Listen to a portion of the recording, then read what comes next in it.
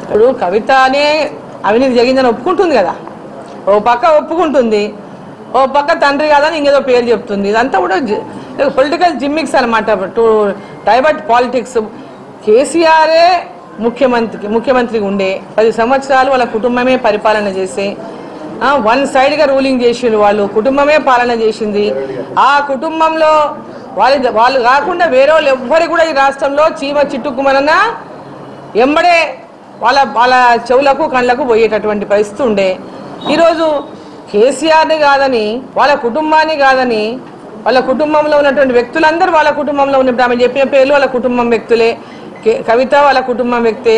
ఇప్పుడు కొడుకు, బిడ్డ, తండ్రి, అల్లుడు, ఇంకో కొడుకు అంతా వాళ్ళే కదా, పరిపాలించిందే వాళ్ళు తప్ప ఇంకొక వ్యక్తి రాష్ట్రంలో ఎవరు కూడా పరిపాలన చేయలేదు. వాళ్ళు కూడా ముఖ్యమంత్రులాగా చలామణి అయింది అందరు కూడా.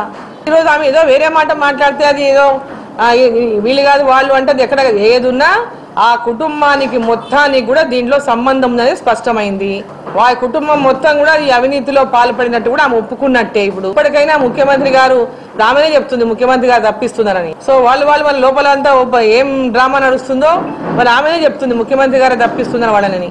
సో దీనికి చాలా స్పష్టమైనటువంటి క్లారిటీ ఏంటంటే లోపల అండర్స్టాండింగ్ కాంగ్రెస్ పార్టీకి, బీఆర్ఎస్ పార్టీకి నడుస్తున్నది. వాళ్ళని తప్పించడానికి అనేక రకాలుగా డిస్కషన్ జరుగుతున్నాయి. మరి ఏ మేరకు సెటిల్మెంట్ అయిందనేది ఇక అది కాలమే నిర్ణయిస్తుంది.